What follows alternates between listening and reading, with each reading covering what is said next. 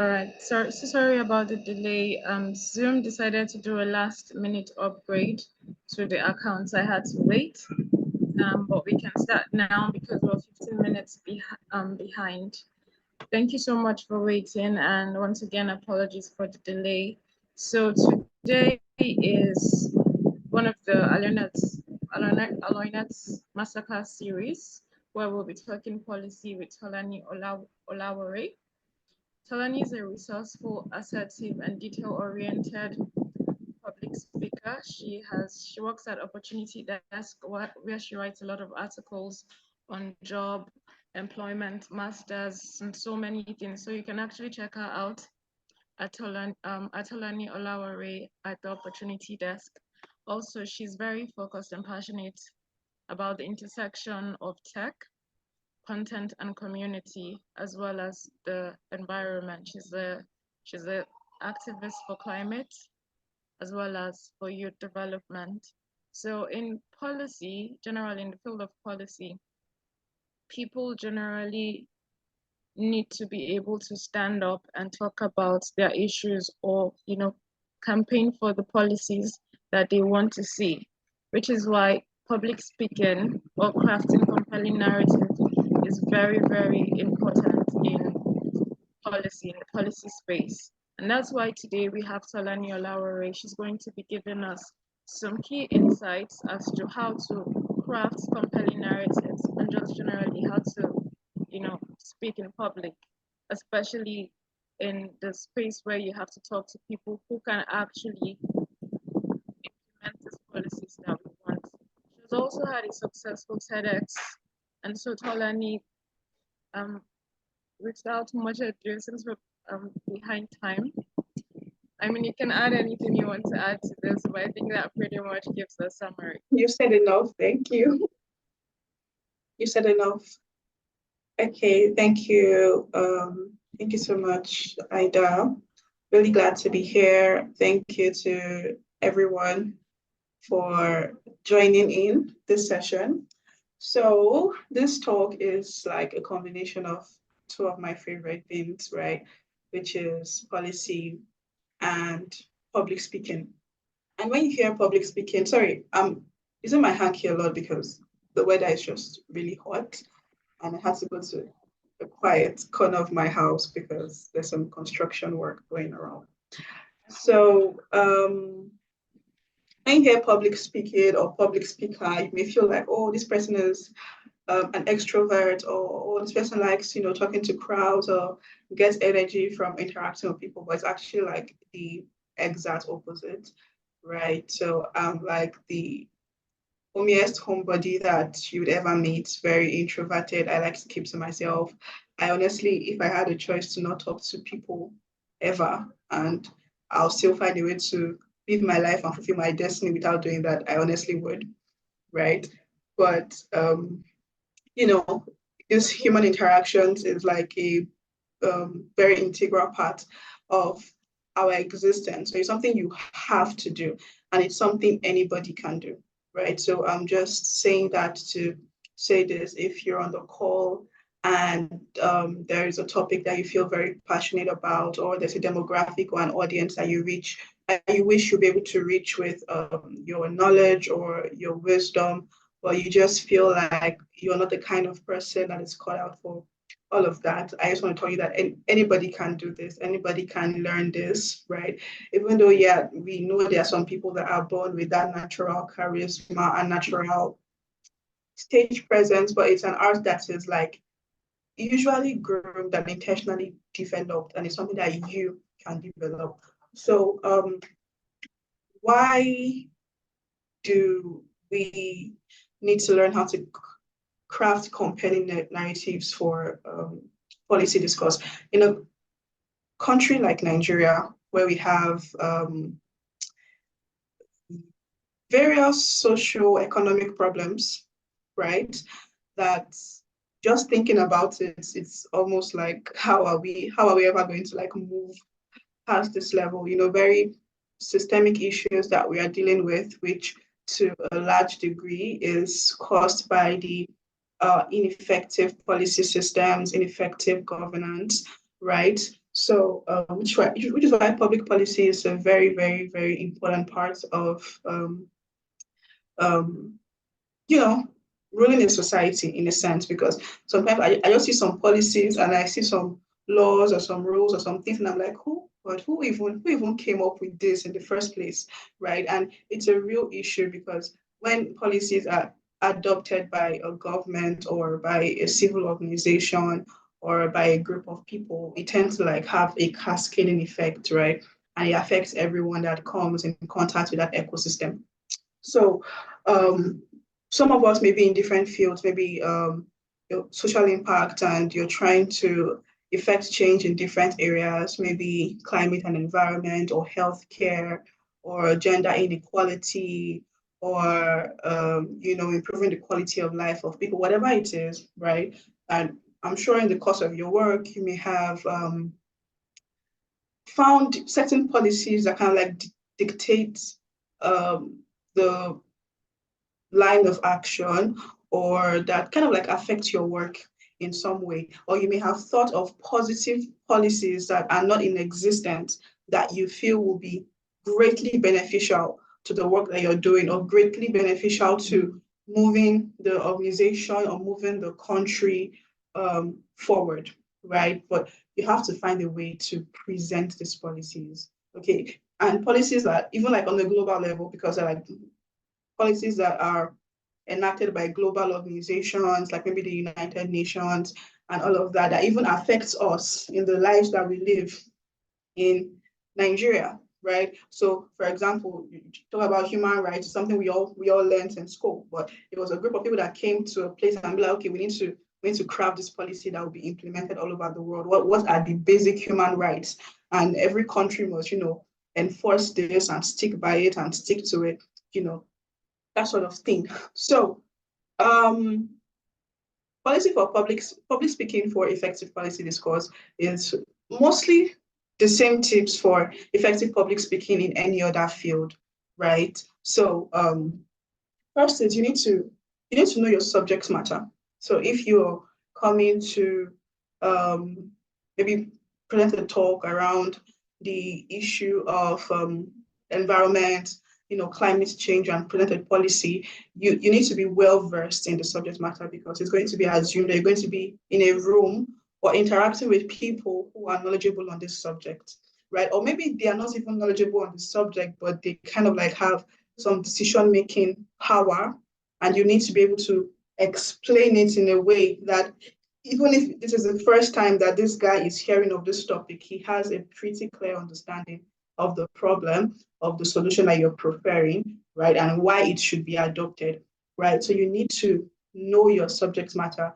Also, because people may ask you questions, different kind of questions to see why should we do this, why should we not do this. So it can't be something that you just maybe Googled um, on the internet like the day before, right? You need to be something that you're really, really grounded. You need to have like facts, you need to have like data, you need to have, those figures to be able to convey your point across effectively, right? And there's also the place of confidence. There's the place of confidence. I used to be this very, very shy person, and I was just like constantly in situations that would require me to talk to people and be in certain rooms to, share my thoughts and my opinions. So over the years, I had to like think of different ways to overcome that, right? But you need to you can't afford to be, should I say, to be stuttering or to be stammering or to appear like insecure or not confident, especially in something as sensitive as policy discourse, right? Because you're presenting this policy or this documentation that could potentially impact and affect the lives of a whole lot of people. And if you feel like this is something that is worth doing, then it should be evident in your elocution. It should be evident in the way that you're speaking. It should be evident in the way you're presenting your facts, right? You can't be, can't be acting like the shy primary school student that was called in front of his class to do a presentation or something. Okay, you need to be able to get your point across very succinctly, right, with the right amount of emotion, with the right amount of power, with the right amount of conviction. That's something that you should work on. You should have practiced like many times in your room, in front of your mirror, in front of people, knowing that most times you may only just get like one shot at this, right? So especially maybe when you're trying to like convince people, and this may not be those in power, you may need to like convince the people you're trying to help as to why this is important, as to why we need to push for this policy, as to why we need to make noise around this. So you need to be able to present it in such a way that they see how it affects them, personally, and why they should play a role in it, right? So now data is important.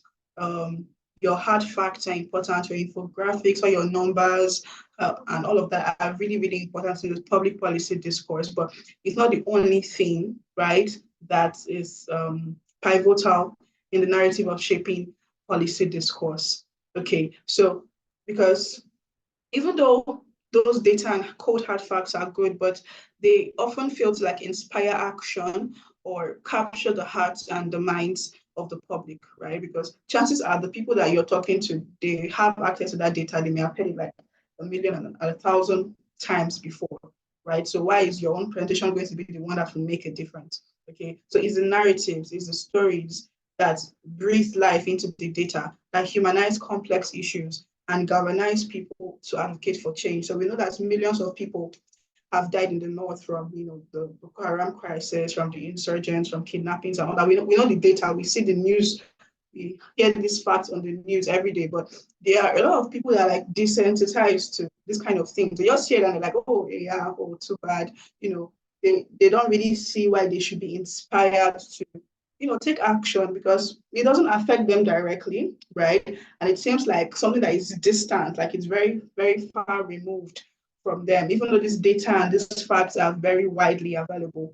Okay, so consider, for instance, the civil rights movements in the United States. So even though the statistics on racial inequality were there and the discrimination was undoubtedly staggering, right? People could not say they were not seeing these things, they were seeing it. But it was the powerful narratives, that shaped that entire movement. Powerful narratives are still being repeated today. So things like Martin Luther King's I Have a Dream speech. You can listen to you that is in Nigeria right now that, your parents were not slaves, your grandparents were not slaves, you don't have any relationship with that history, but you can listen to that speech and it stirs you. You hear stories of people like Rosa Parks and, all of that, and you feel like connected to, that struggle in a way, right? So these narratives, they didn't just convey information, they invoked emotions, right? And ultimately, like, catalyze social change. So let's look very, very recently, even to like in the Nigerian context, the last NSAS protest that happened.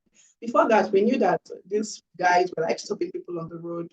We knew that a lot of people were paying, money and, they were being harassed and oppressed and stuff like that.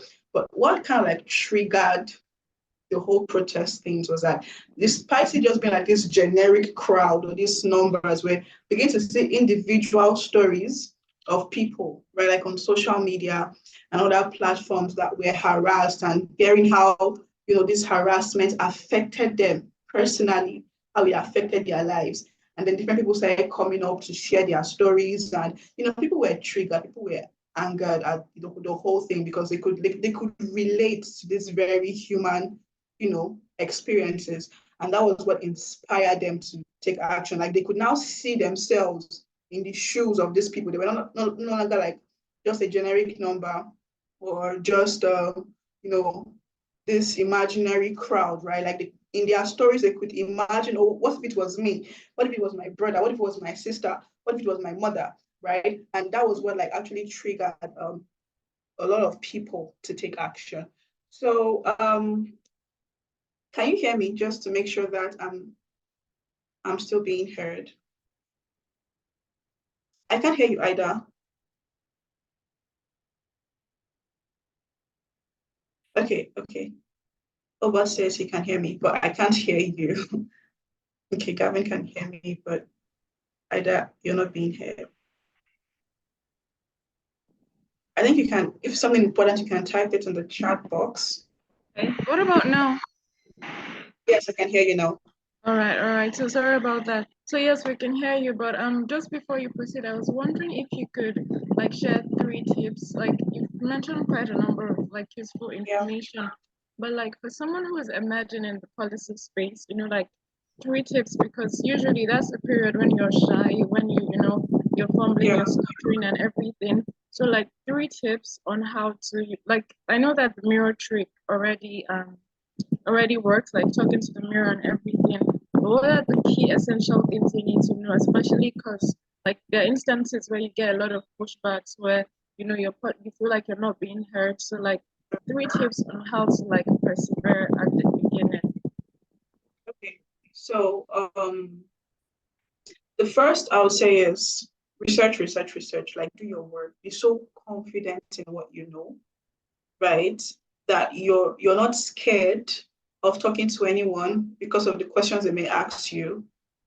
There's a certain level of confidence that would come from the fact that of knowing that, oh, I've done my homework, I've done my research, right? There's no angle you want to bring the question in from that I will not be able to answer you, right? So do your work, do your research, have that data.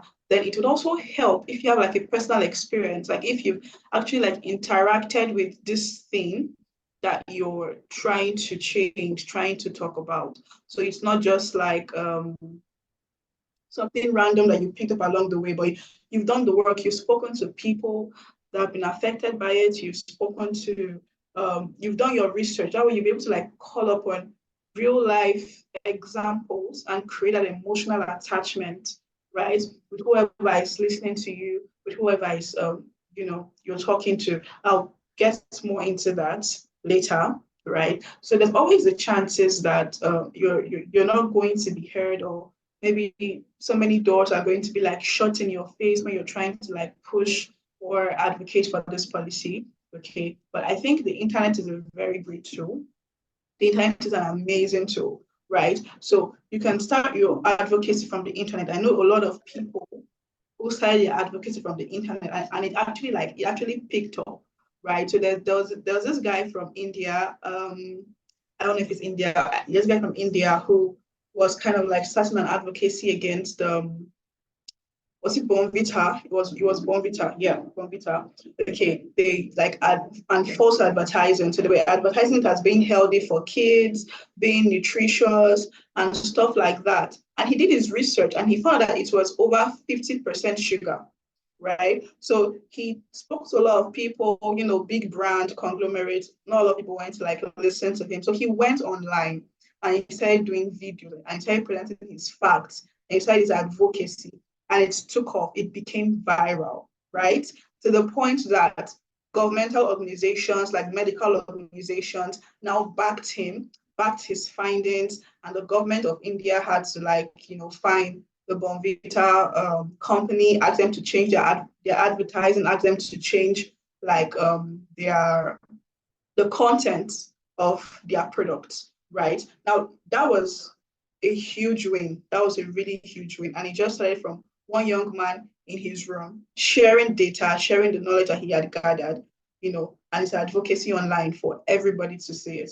Okay, so you have the advantage of the internet, then find yourself like get into the right organizations. So if you're maybe advocating for trade or for gender or for the environment, you want to be in organizations that do work in that field, right? If maybe not as a staff, but as a volunteer, as a member of their community. So you're always updated. You always have like your finger on, the pulse of events. And most organizations have like a large network that you can always leverage, for your own personal advocacy work, especially as you're starting out. That is very, very, very key. And I think that's something that has really helped me in my journey, the power of community, right? Find a community of like minds who are working to solve similar issues and just be a part of that community. It will really, really, really, really, really go a long way. Okay, so I want to like touch on a few tips that would, because we talk about compelling storytelling, right? Or crafting compelling narratives. A few tips that will help you craft compelling narrative when it comes to public speaking. So you have your facts, you have your data, you're very well versed in the field that you're going to be talking about. But how do you now like present what you're trying to say in a way that it would actually resonate with your listeners. It's like touch their hearts or something and get them to see from your point of view or from your perspective. So there are some essential elements that we need to capture, which is characters, plots, emotion, and themes, right? So, like I mentioned earlier, data is good, cold hard facts are good, but you need to find a way to get the emotions of people involved. So let's start with the characters. Characters are like the beating heart of any narrative. Okay, so they are the individuals whose stories you follow. So you say, oh, gender inequality is a big problem that we need to solve. Okay, can you show us examples of people who have really been affected by these problems, and their struggles, do they have struggles that they can empathize with, that we can empathize with, and that kind of thing. So there could be real people that are directly impacted by a policy, right? It could be a single mother that is struggling to make ends meet, or a small business owner that is grappling with regulatory hurdles and stuff like that. But there could also be fictional characters, right, representing a broader demographic of people or communities that are affected by a particular issue.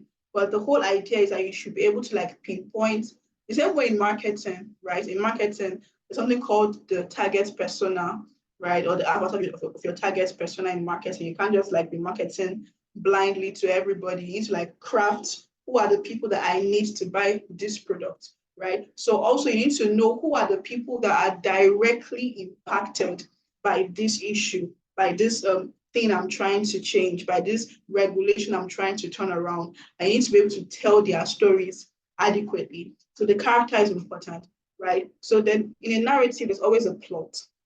Okay, there's a plot. That's the arc that guides the story from the beginning to the end. Okay, so maybe like just like think of any documentary or on a topic that maybe at the beginning you never really cared so much about the topic, you were just bored and just clicked play. And at the end of the documentary, because of the plot that it took and how engaging it was, you're hooked, right? So even after the end, you went to do your own personal research on the story that nobody asked you to do because you felt like connected and you felt like a part of the journey. So a compelling policy narrative needs a well-defined plot, right, that captivates the audience attention. You don't want to be losing people. You don't want them to think, oh, this thing is too boring. For even though I know a lot of policy work and a lot of policy talk can be classified as kind of boring, right? Honestly, but you want to craft your narrative in a way that the key points of what you're trying to say is not lost in the whole, humdrum of your speech or whatever, right? So we need to be able to see, okay, what's the problem? What's the solution? What is the outcome? Right. So if we implement this or this or this or that, this is the outcome we're going to have in so and so time, in so and so years. This is the effect it will have on this person's life or on their business or on this community or on this society, on the way they operate. You need to be able to like bring all that together in a way that the people you're talking to or presenting to can visualize it in a sense, right? Then emotion, very, very key, right? Let's talk about emotion. And this is something that public speakers, even marketers, this is very key in marketing. They'll tell you you need to learn how to engage the emotion of your target audience. Like people don't buy based on facts, right? They buy based on emotion. People don't make decisions based on facts. They make decisions based on emotion. Like, oh, okay, this leather bag is 100% pure Peruvian leather, whatever. Okay, so what? What can it do for me? Why should I be concerned? How does it help my life? How does it help society?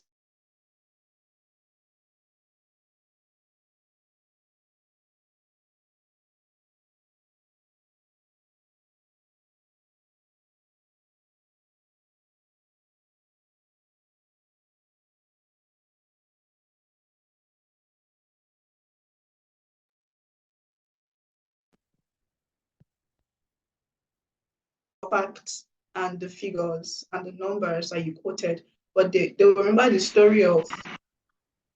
Can you hear me? Sorry, We lost you for a bit. We lost you for a bit. Can you hear me now? Yes, we can.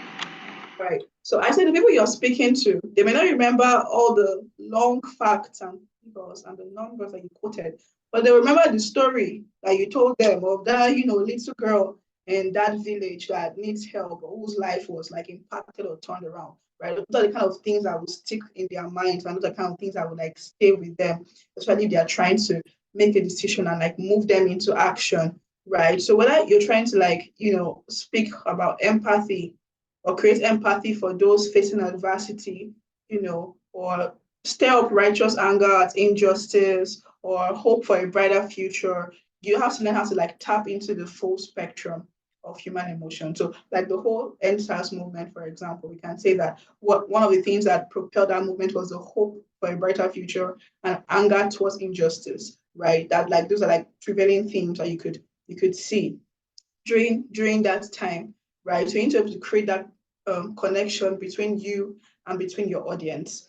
Okay, so as you craft your narratives, think about the journey you want to take people on. How can you evoke emotions that resonate with their values, their beliefs, their experiences, and also will profit what you're trying to do? And to do this well, you need to know your audience. You need to know the people that you're speaking to, right? Because different audiences, different contexts, different narratives that will work for them. So something that would work in Japan, for example, when you're talking to a group of, Japanese businessmen or trade in that context, it may not really, really, really work when you're in a similar situation in Ghana, right? So you need to know your audience. You need to know what are the peculiarities to individuals, to cultures, to countries, and situations. So you'll be able to like relate with them and be able to present it on their level or at a level that they can relate with, right? So, and all these things must not like be subtract from your theme, the general idea of what you're trying to say or what you're trying to present. So you don't want to like leave them confused at the end of the day, like you're done, but they can't really say, okay, what was the main point? What was the main thing you were trying to achieve? Or what was the main thing you were trying to hammer in because you were here, you were there, you were all over the place, the kind of thing. So your theme has to be that guiding light, that string that connects everything you're doing, everything you're saying, right? Even when they are looking into your past work, your past advocacy, because some people may want to do that, your past research, your past papers in that context, it has to be that like that thing that is like standing out really, really, really, really strong. So that's like essential elements for crafting a compelling narrative, right? So then of course clear communication. Okay, so especially in the world of policy where I think Ida is trying to talk, where in the world of policy where Yes, there's I don't know what's wrong with my mic. I don't know what's wrong with my mic. Can you hear me now? I can hear you. Right. Thank you so much for all those useful tips, Tolani. I wanted to see if people have any more questions on crafting compelling narratives, but there were so many useful tips. Do we have any questions before she moves on to the next section? I don't think they have any. So it was quite beautiful, quite a lot of tips. So you're moving to the next session now? Yeah, I am. Okay, so I already spoke about like audience analysis, right? Knowing who your audience is, what are their values, what are their priorities, what are their interests, and what level of knowledge or expertise do they have, which are like very important to when you're crafting, both maybe documentation or you're presenting it to them personally. Then clear communication, right? Because you can do all this work, you can do all this research, you can have this amazing presentation, but you're not communicating clearly, especially in the world of policy. That is there's a lot of complexity, there's a lot of nuance. Clarity is very, very important. Clarity is paramount. You don't want a line that can be misconstrued as something else, right? So try to avoid the temptation to dazzle your audience. We know you're an expert in your field, but try to avoid the temptation to like dazzle your audience with like jargons or acronyms. Strive for simplicity and clarity. in your language, right? Make sure that your message is accessible to all. Okay, so everybody in your audience can understand you. So remember that the goal is not to impress them with your intellect. The goal is to inform them, right, of a particular issue and inspire them to action. So whether you're speaking to policymakers, you're speaking to stakeholders, or the general public, clarity is very, very, very, very, very key. Then we need to talk about storytelling. Storytelling techniques. I already like mentioned that before, right? You want to incorporate a certain level of storytelling into what you're doing. Okay, not just facts and data and figures. Storytelling is also very key and sort of very important. And last but not least, your body language and your voice. So it's a no-brainer that you have to look good. You have to like dress the part, right? You can't be wearing, ripped jeans and a blue wig in a room full of policymakers like that and expect them to take you seriously. It's just the way these things are. You have to look the part, right? Then your voice modulation, your body language, which is why it's important that you practice beforehand and you practice with people. Okay, so studies have shown that non-verbal cues like your facial expressions, your gestures, your vocal tone can convey as much, if not more meaning than your words alone, right? So when speaking to an audience, you want to pay attention to your body language, the way you carry yourself, maintain eye contact, don't look too shy, don't look overconfident. You want to use expressive gestures, project your confidence through your posture, through your demeanor, your facial expressions, right? So also like vary the tone of your voice, your pitch, you can pace to emphasize key points, use your hands, use your gestures, right? Because effective communication is not just about what you say, it's about how you say it. Do you understand? So you could be like random fact, random figure out of my head.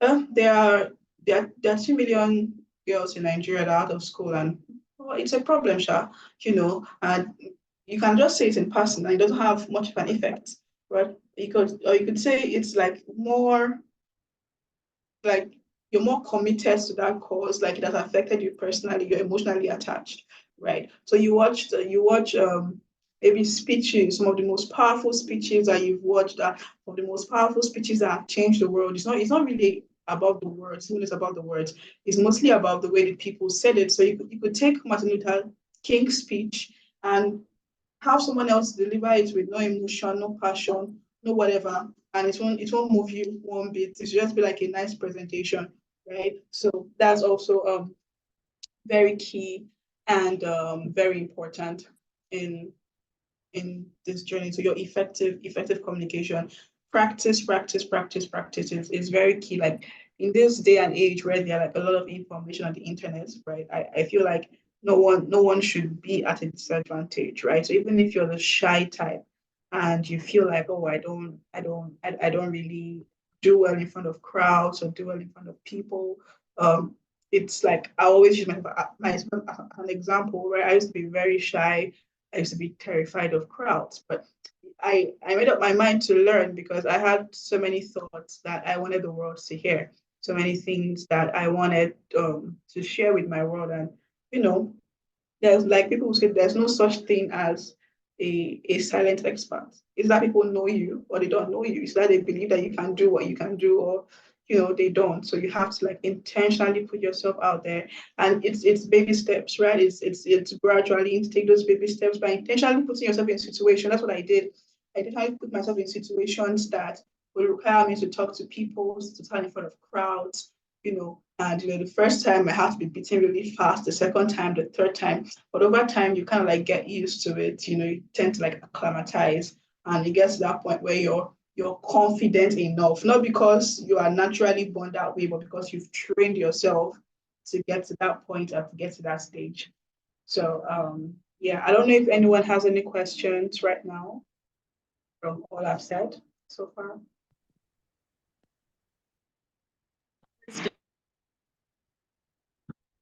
Thanks so much. It's so good. So much. Since there are no questions.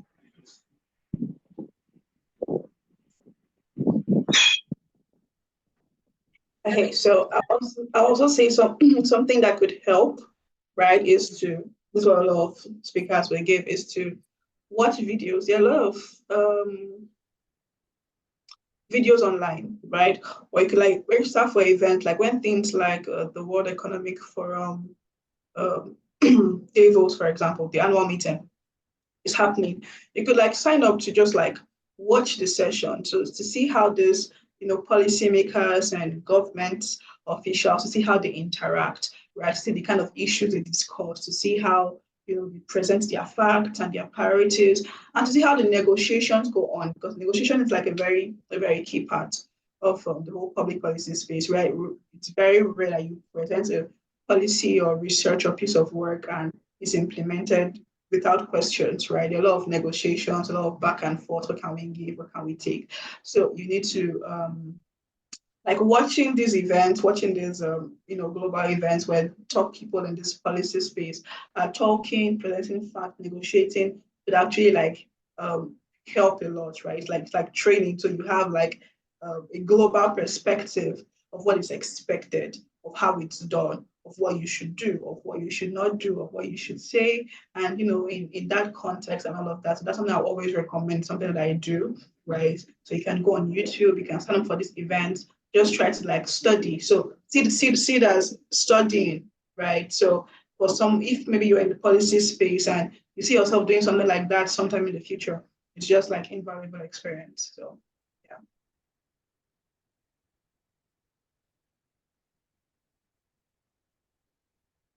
Can't hear you anymore. Is there? Yes, can hear you now.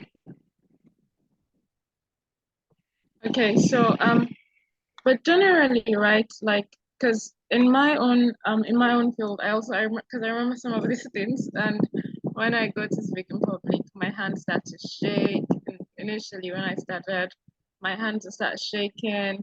I'd be stuttering, and if I was wearing shoes, it would feel like I was going to fall. I think there was one time I had to perform at an open mic, and I had to go barefooted because my shoes are always making me feel wobbly. Yeah. And so that's why I've seen in cases where they say that recording yourself is also a good way to improve your delivery. Now, I mean, I don't know how long you've been in this space, but like, is that something that you'd recommend? Okay. So recording yourself and listening to it, if especially when it's not like extemporaneous, right? Like you're working with the scripts. Yeah, that helps when you're preparing, right? Just like talking aloud as if um it's live, right? I do that when I'm writing too. Sometimes after I'm done writing an article, then I record it and I play it back just to hear how it sounds. Okay. And then I'm able to like pick up on some things like, oh, okay, this doesn't flow very well. I should like take this out. I should add this in because I'm listening to it and it's just like a different perspective from it. Yeah. But like what doing it in front of the mirror works, but like also recording yourself, like the video that you can play back later to watch your performance in quotes and judge like, okay, I think I would like to stand a certain way, or I'm folding my hands too much. I should intentionally not do that when I'm in front of those people, and stuff like that. So if you're nervous, just like what I used to do is if it's a large crowd, if it's a very large Yes. crowd, I can just like look for a spot somewhere a little bit above their heads and just like stare at that spot. So it's kind of like I'm not looking at anybody's face, but from their perspective, I'm looking at the audience, but I know I'm not seeing anybody, right? So I just imagine like it's me, I'm back in my room from my mirror, I'm doing my presentation and that kind of thing, and it works. Okay, so and it's okay to be a little nervous at first. Yeah, just like um, like I usually like find my footing, find my zone of comfort on that stage, and then stabilize eventually. But like the more often you do it, the less time you would need to stabilize. So that's why I always recommend you to intentionally put yourself in those situations where you will need to speak to people. Maybe not on a big level. It could just be like in a group, or something you signed up for, or an open mic night like you, but just like training yourself and reducing your response times and stuff. Yeah. All right, so I have like two more questions, right? So first of all, because I've seen a lot of skits by Trevor Noah, right? And his stage it's typically almost like a TEDx. So I've realized that he goes beforehand. I don't know if this is something that you've had to do, but he goes beforehand to the stage, and he has to practice a lot of times with the mic. And that was the first time that I was seeing that. And I'm wondering, is that something you've had to do at any point? Like just go to the stage and practice with the mics and everything?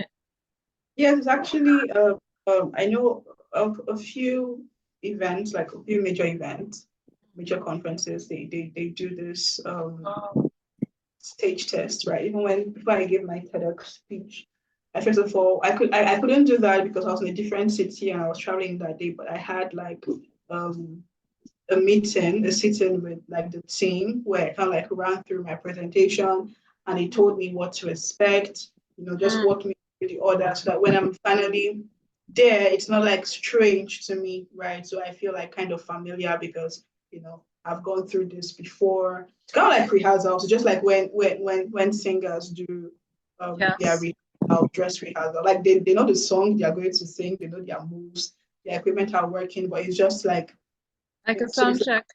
like sound checks to get them Oh, familiar, right? So like, okay, we've done this in rehearsal, so now I like to do this on the main stage to make sure it also works the way that we planned it to work. So it's, for example, if you were planning to do a lot of pacing, right, during your talk, and then you get there and realize that, oh, the stage is like remarkably smaller than you anticipated, right? So if you have to like tweak a few things or change a few things, or if you're planning to come with props or stuff like that, how to set up your props to make sure it works in real life the way you imagine it will work in your head, right? So that could also like help basically just to make you more comfortable, right, with the whole thing. You're not like nervous that something's going to go wrong or your slides are not going to come up the way you want them to come up or stuff like that. Yeah, so it helps to just like make you comfortable. So if you can ask if maybe the place you're speaking at or the organization they have that option, right, where you could just like go to the hall or the venue like maybe a day before or before your talk, or you could arrive early. This is what I do. This works for me, right? I arrive early. I just like soak it in. I get familiar with the environment. I observe the stage. If it's like early enough where people have not started coming, I can like approach the stage, right? Just climb on it, see how it's set up, see how it works. Like, okay, I'll enter from here. I would leave from here, so I don't look like I'm trying to like check after my talk and stuff. Just to, like get familiar with the surroundings and everything. Yeah.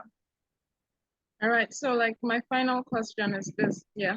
So in a world where everybody wants to be authentic, like I've even realized that even with podcasting, right? I was having this argument with somebody yesterday and they were telling me about how, because I was like, if so many people are coming out to do this one thing, I feel like it becomes saturated. Like everybody is a writer now, everybody's a content creator now, everybody is an activist now, an advocate now, everybody has a podcast, right?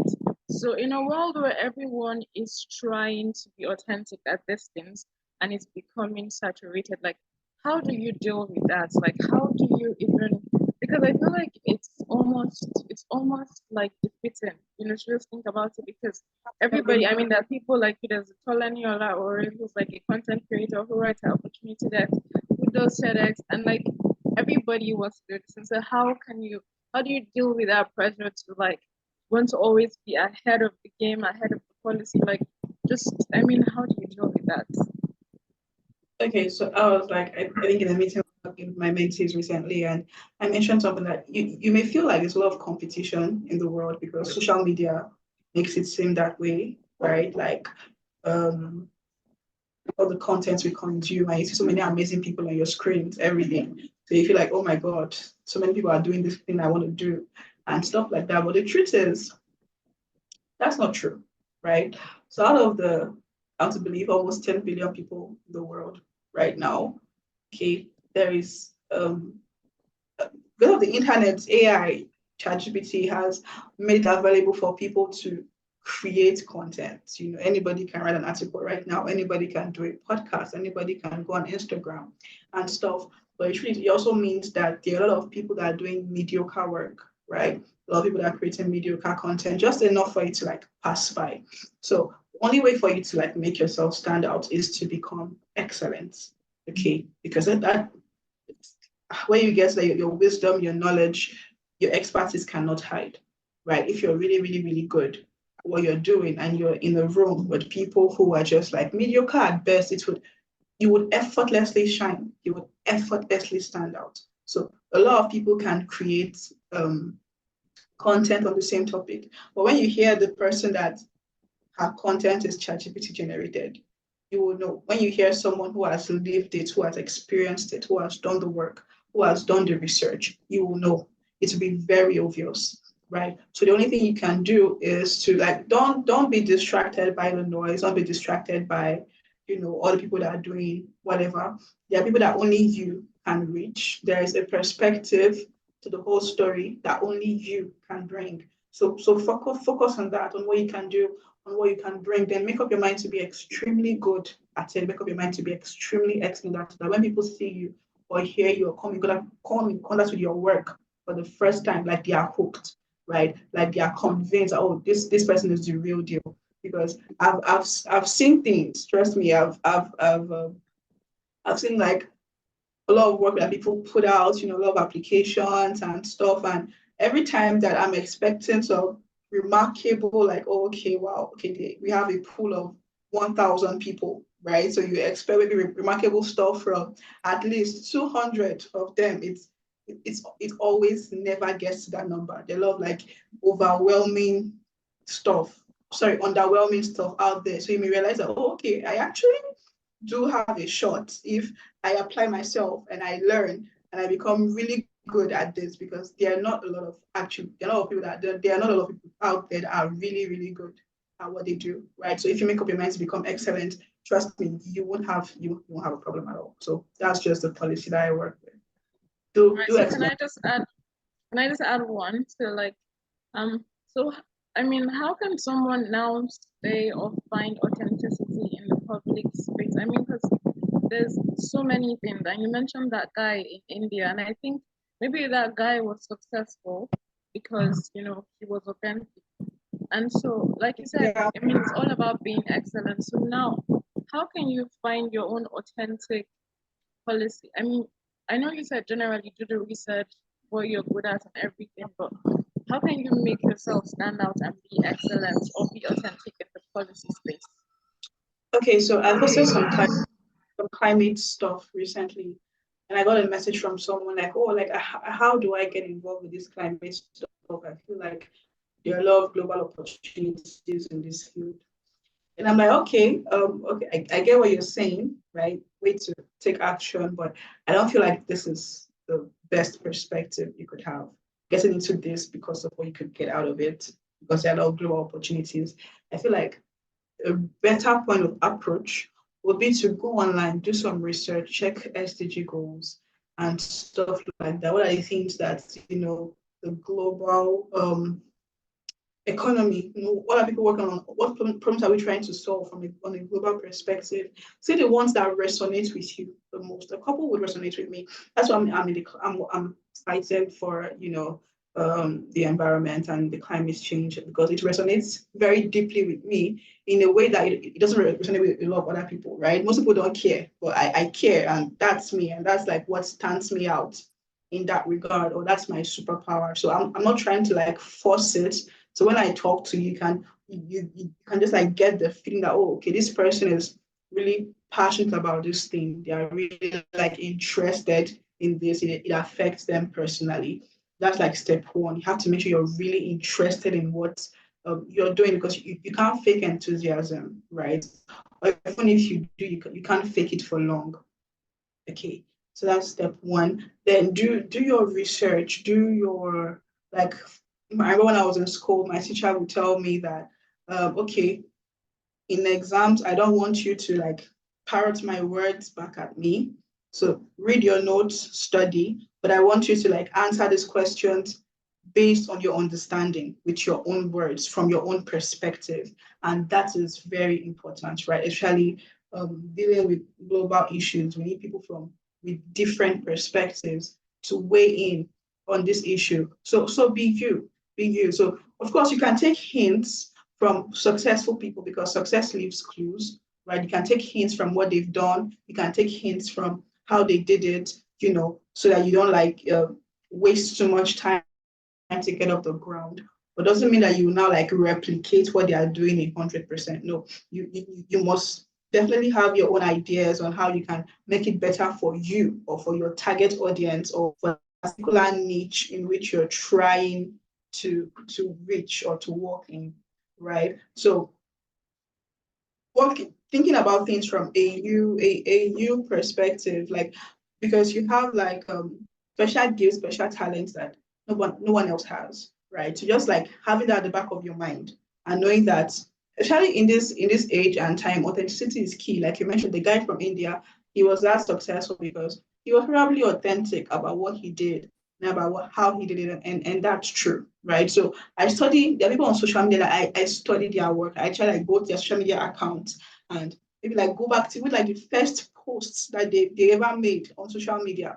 And I'm studying, okay, how did they grow their accounts? How did they do this? How did they do that? And every single time I found that they were successful because they let parts of their personality shine out, right? And yeah, actually they are people to them. So they always found their people. You can't be appealing to everybody. So don't try to, that's how you create generic content. You're trying to appeal to everybody, you end up becoming very generic and end up appealing to nobody, right? So find your niche, find your people, and sorry, I devised about the ball. Great. Find your niche, find your people, and stay true to yourself. Knowing that those who are meant for you will find you. Like I mentioned, the population of people on the earth, like around 10 billion people. Trust me, those who are meant for you will find you. Those who see things from your perspective, from your point of view, who relates to what you're trying to share, they will find you. Yeah.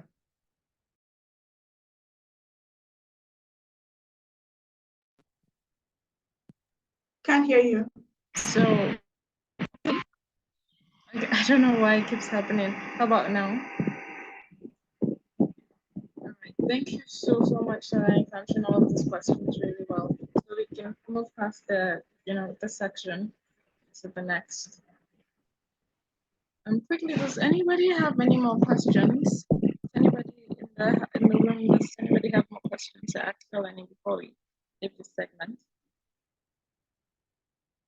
All right, so I think we're good to go, Tolani. All right, so just want to spend this session talking about policy and why it's important, right? Especially in an economy like ours. And so you can look at Nigeria and be like, wow, we have like there's so much potential, so much we could do, human resources, mineral resources, and all of that. But it just seems like we don't seem to get it right, right? And that's because we don't have the right policies, and also because it's almost a certain level of apathy that the average Nigerian has towards the running of government, right? The average Nigerian does not know what his Senate government is doing, the bills that they are pushing, the policies they're advocating for. Most people don't know, most people don't care. But I feel like a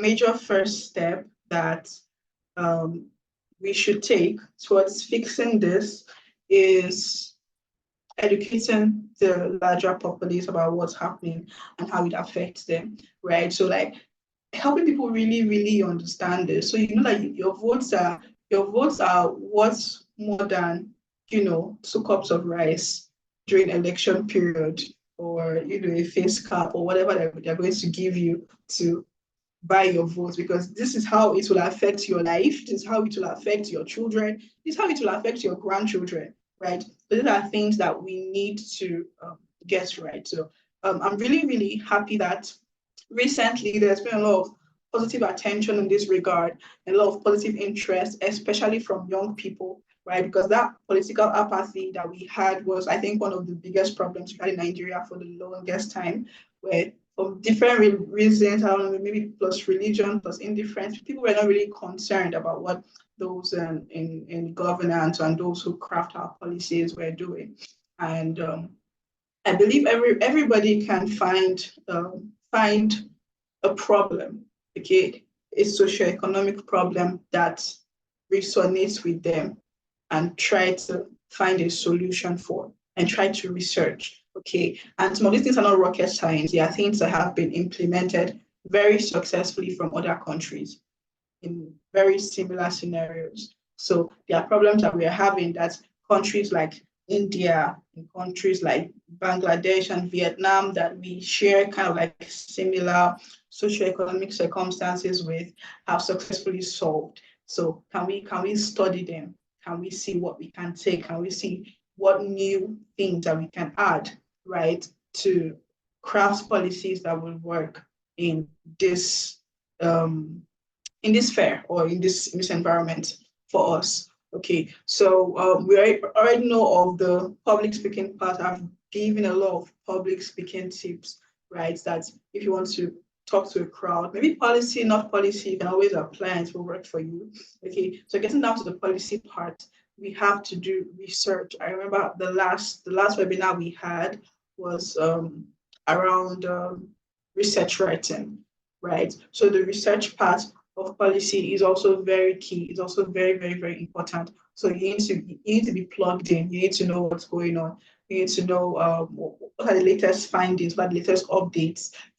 So you don't want to be the one that is arguing in ignorance or arguing based off of ignorance. You want to make sure that your facts are accurate. You want to make sure that you are true. You want to make sure that you are relatable. You want to make sure that you have the latest and the true picture of things. And I can always advise people, try to work in a field that resonates with you. Like public policy is not something that you get into for fame or for accolades or for money, right? It has to be born of a deep-seated desire to see change, to enforce or create change within a specific context. And even though I've actually seen people who try to, I was talking to a guy recently and he was like, oh, trying to like work on this or get into this field. I'm like, well, that's interesting. Why? And he mentioned, oh, there's a lot of grants in that field, the grants money. And I was like, the grants money, are you for real? Right? But actually, like we have people who think that way. They see it as a ladder to maybe a stepping stone or success or whatever. So don't be like that, right? You need to be truly determined to make change. And the field of public policy is like, it's not one that comes a lot of fame, a lot of accolades. Maybe outside of maybe papers that may have your name and stuff, you may be responsible for crafting policies, right? And nobody would ever know that you were part of it. Like your name is not on it in any way, manner, or form. Okay, all that is left with you is the feeling of knowing that you did something good in the world, right? So that has to be like one of your core motivations and one of your core desires, because it will show, it will speak through in the way you write, in the way you speak, in the way you present your points, right? Because you can't convince people if you're not convinced yourself. Okay, so you need to be convinced about whatever it is you're advocating for to be able to stand a chance of convincing other people to stand with you or to stand by you and all of that. So yeah, I actually think I'm done with the stuff that I prepared. Muted.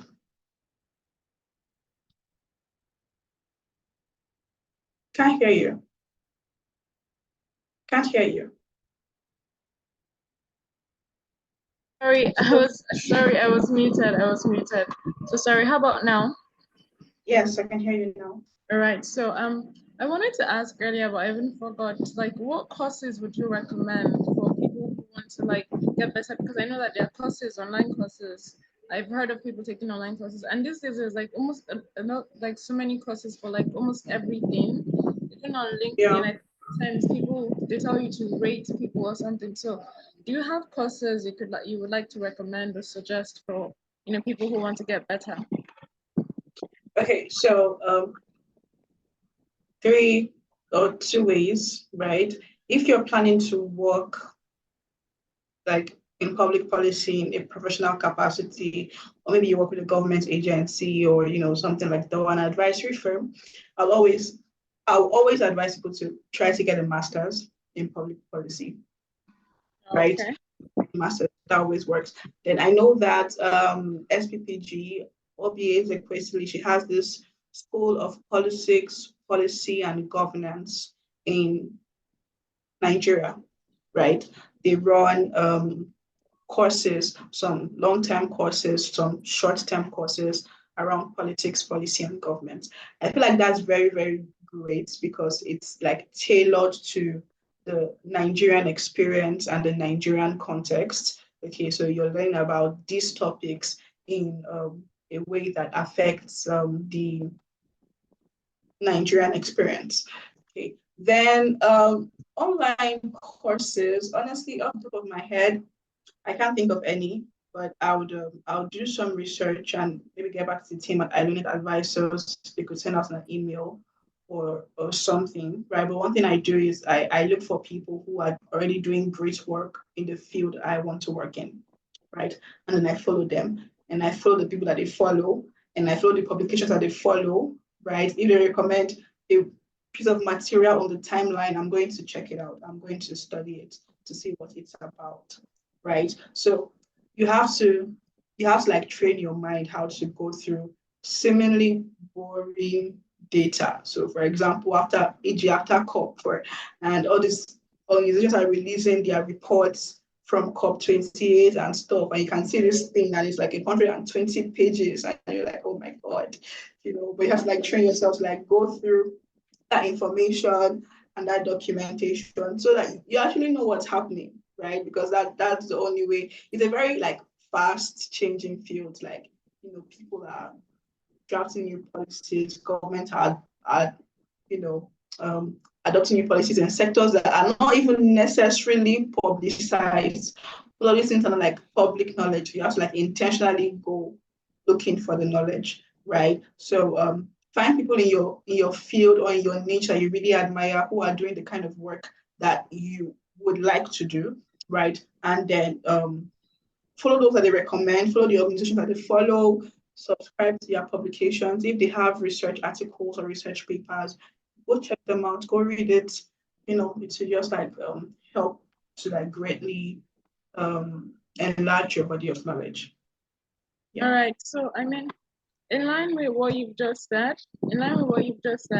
so and since this is talking policy with Tolani Olawore, so can you share like your top, policy speakers, policy advocates, with us so that we just get an insight on the people that you will recommend so that we can also check them out?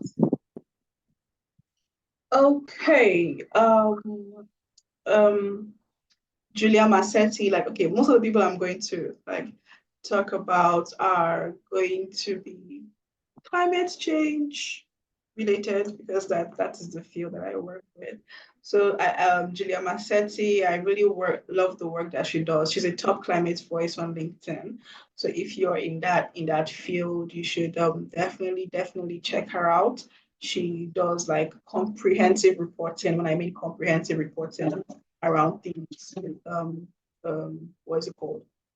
The climate space. And also when I was trying to learn how to like report based on policy events I attended, she was kind of like the template for me because she does it really, really well, right? She attends all these events, all these conferences, and she does great at it. Then there's Imade Bibowe Osuobeni. I know the spelling of the name. I just hope I'm not butchering the pronunciation.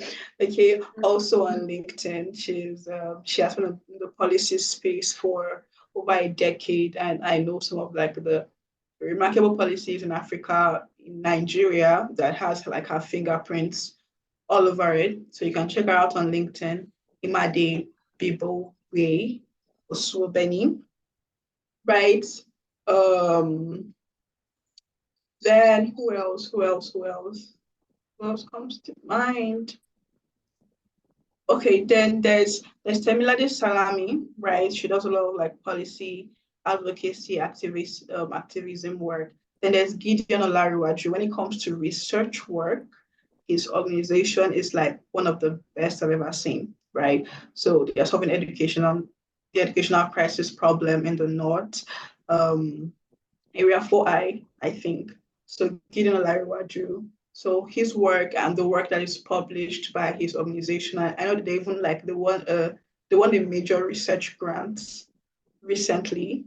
So yeah, these are like a few of the individuals that I follow in this regard. Thank you so much for that as well. Okay, and then what about like YouTube? Because you also mentioned YouTube. Are there some YouTube speakers that you would, or like, just some YouTube videos, webinars, and policy discourse that you'd like to share with us? Okay, so I watch a lot of TED Talks, right? It's like my favorite pastime. I watch a lot of Yeah. TED Talks. Listening to them is great, but it's better if you watch them because you can see their body language, their presentation, stuff like that, how it works, time for a crowd, talking for a couple of minutes, right? I do watch a lot of TED Talks. Then these global events that happen, for example, I'm in Global Shaper, so whenever Davos is taking place, right, that's the World Economic Forum's annual meeting. Every year, I'm always tuned in, right, watching the sessions, okay, seeing what's going on, okay, who's talking, what are they presenting on, what are the issues, same thing for COP. So most of these major events have like a streaming option available. So you can just like follow, for example, the United Nations on social media, turn on post notifications. So that way you can be notified when they have events that you can register on to participate virtually, right? I know they have events like very, very, very regularly on a broad range of topics. And most of the times you can register online to be a virtual participant for free. So you can just like join those events and, learn a thing or two from the people that are speaking. It's always a great idea. Yeah. All right, that's really, really good. So, okay, so your favorite TED Talks so far, because I have my favorite TED Talks too, and I think that might go a long way. Oh, my favorite TED Talks. Okay. I like Yara Shahidi's TED Talk, right? It's one of my favorite right now because it speaks to me as a multi-potentialite. And most times there's this needs to feel like you need to be, what's it called? In a niche, right? It's like, oh, niche down, find your niche. But I do so many things, and I thought there was something wrong with me. But it's very validating when you when you come across other multi-potentialites who are not letting what is it called? That whole noise and bubble, like pin them down and stuff. So then, which other favorite TED Talks do I have? Honestly, I just have that app on my phone. I scroll through a lot. I have a lot of favorites, but none are coming to mind right now. I'm not going to lie. All right, that's also really good. So we have a question from Annie Beth Obot on the group, and he wants to know what's the best approach to reaching out to media organizations, for publishing of one's articles, and are there media houses / publication sites we can recommend for publishing? And also, as a side note, he says that his work is on social development and climate change. Okay, great. That's great. So first now advice is you should try to publish a few in your own Medium or Substack. Why this is important is because if you're reaching out to organizations or websites, it's always a good idea to have like published versions of your work that they can check out, right?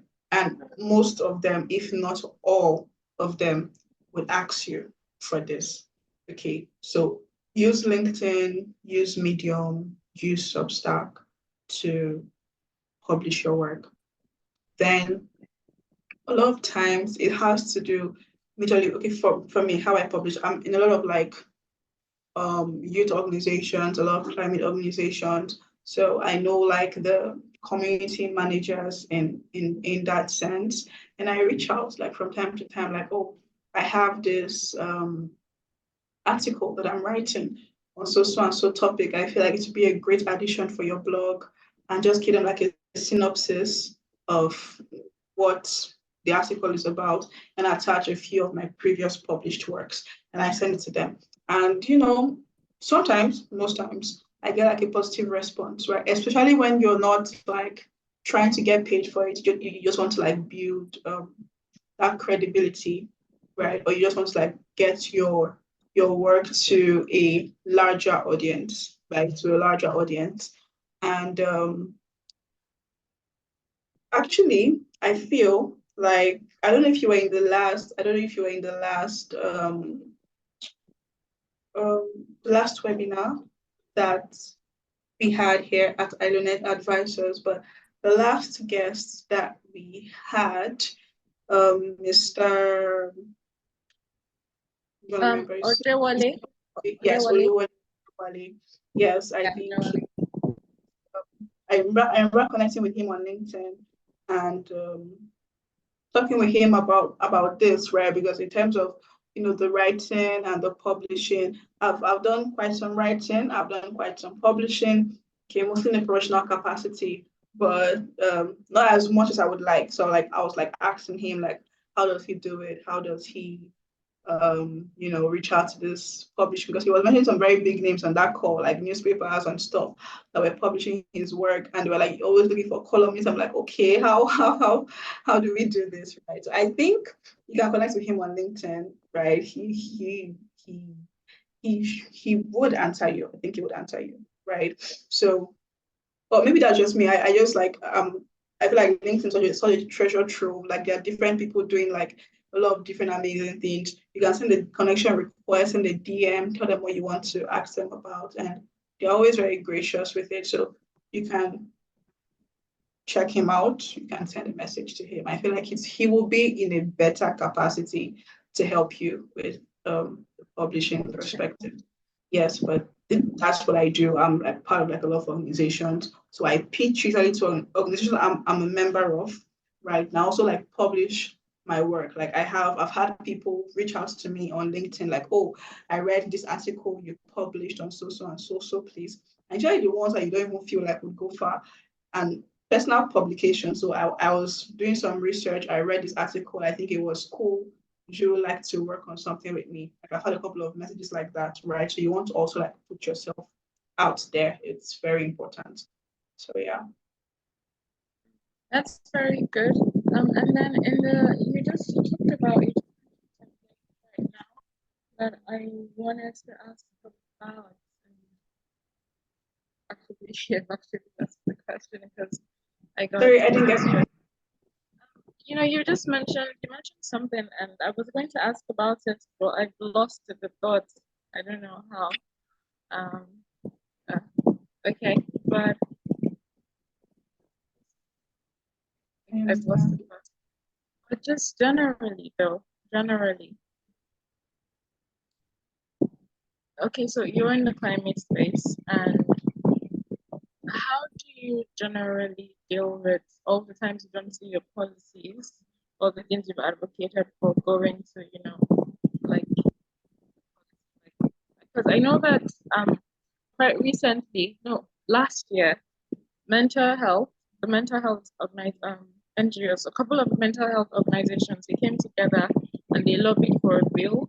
I think it was concerning suicide, and it got passed into law. And I remember that there was all this celebration about it because they had campaigned, they had discussed, they had protested, you know.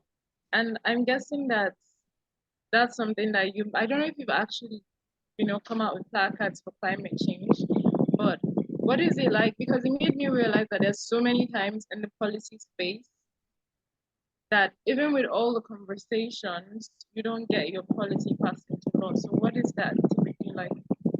Majority of the time, actually. So you just have to like keep doing, you just have to like keep fighting, right? And seeing it as like a marathon and not a sprint. Sometimes you may write a policy or push for a policy, and it could take, like, it's accepted, right? They've accepted that, okay, this is good, we'll do this, we'll run with it. And then it takes forever for it to be signed into law, right? Or it's accepted, it's signed into law, it's approved, and then something happens, and a couple years down the line, it's reversed, or it doesn't even make it far in the first place. So, for example, like COP28, the results were very underwhelming. The negotiations did not yield a lot of reasonable results, right? Like things that would say like were our objectives going into COP. We didn't like see a lot of that materializing, right? But we just have to like keep doing the work and keep fighting for it. For example, in Nigeria, I work in the climate space. And I realized that, okay, one of the major problems we have is the education problem in Nigeria in that area. So we are not making as much progress as we should because there's not a lot of awareness, a lot of education. The average 6 out of 10 Nigerians do not know what climate change is. They have never heard of it. That's like real statistics. So that's where we have to start from first, right? Educating these people. Do you understand? And that's like, for example, that is a problem that I can focus on. Okay, so we know fossil fuels are a huge problem.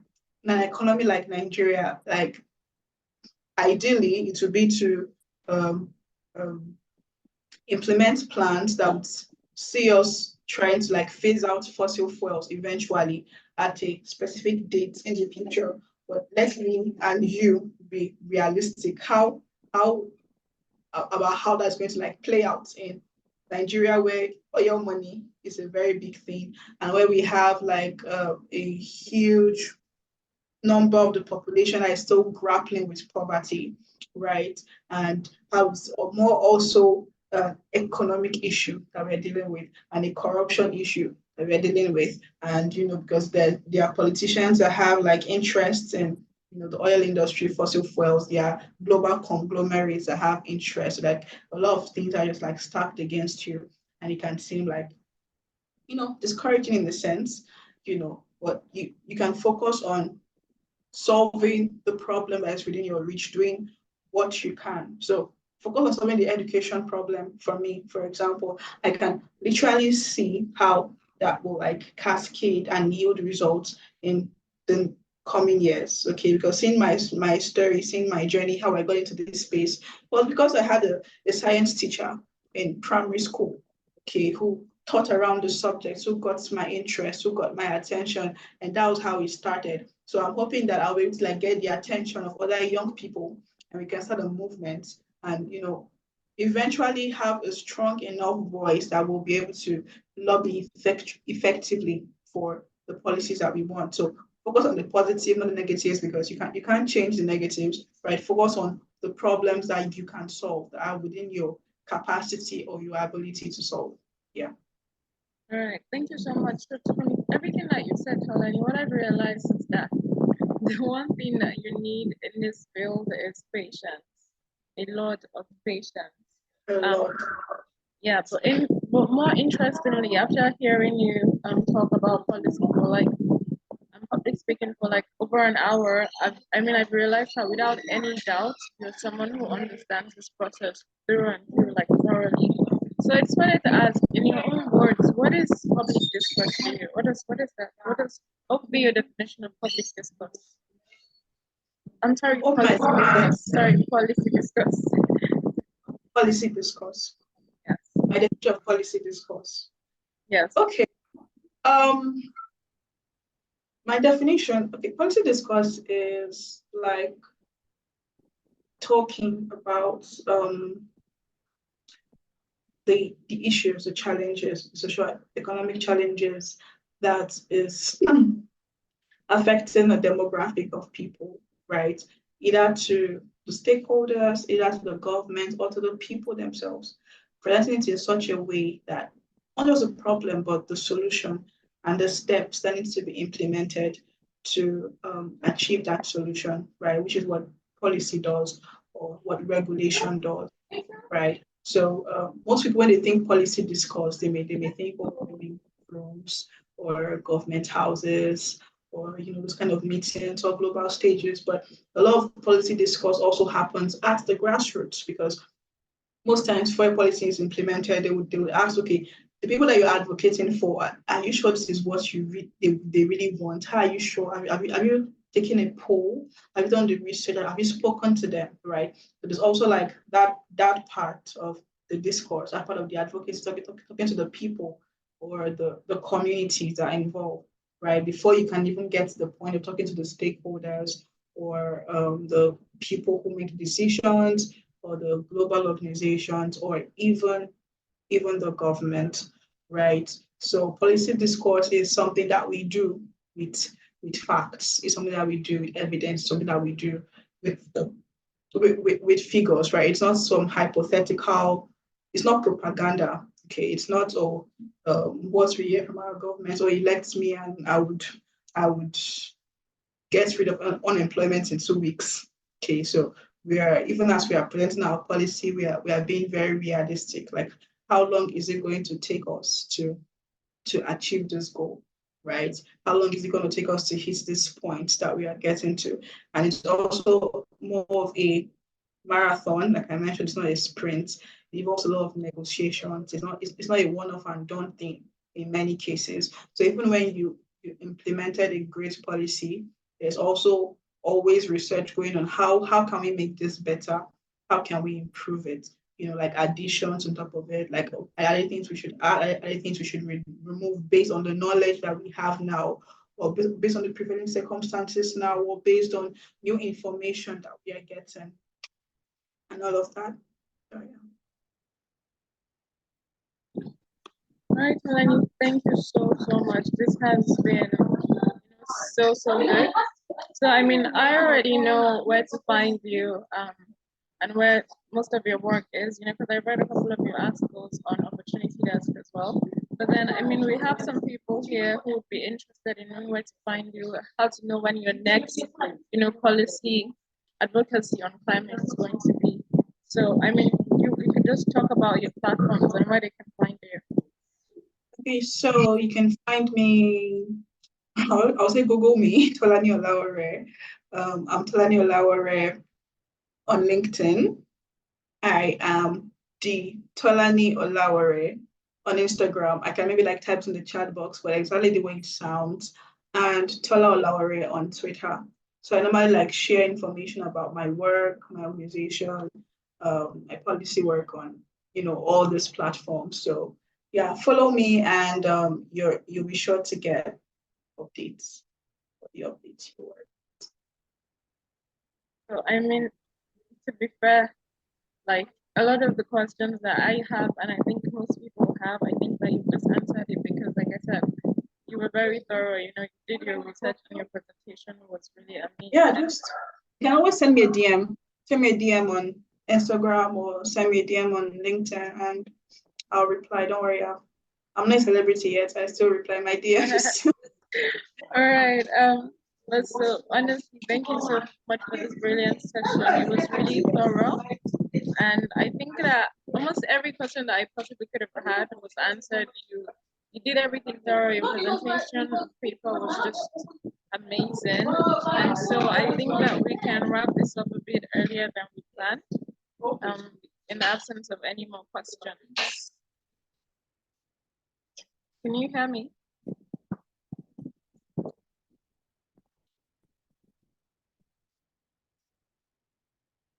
Hello? Can you hear me?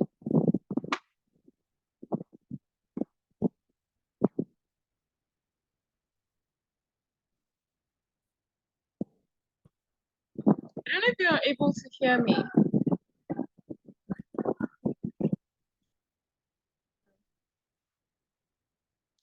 Okay, so we lost Tolani.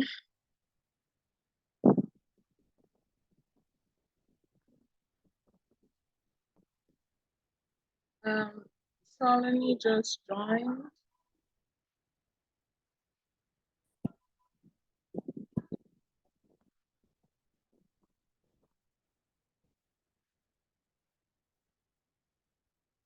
Tolani, are you back? Hello, Tolani, are you back?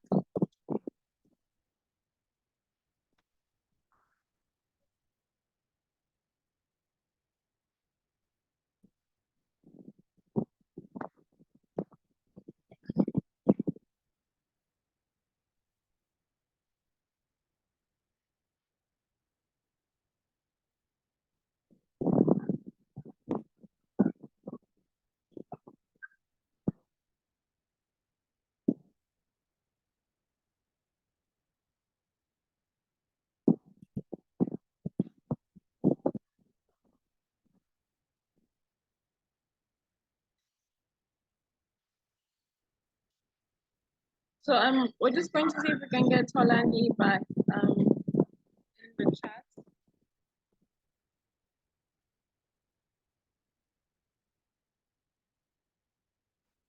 All right, so thank you all so much. I don't think we'll be able to get her back. Thank you all so much for joining in, and you can stay updated by following us at Aloinett Policy on Instagram, Twitter, and LinkedIn to stay updated on our upcoming masterclass webinars series and policy writing series as well. So in the absence of any more questions, thank you so much for a wonderful session as we talk policy with Tolani Olawore, and have a good day. Thank you.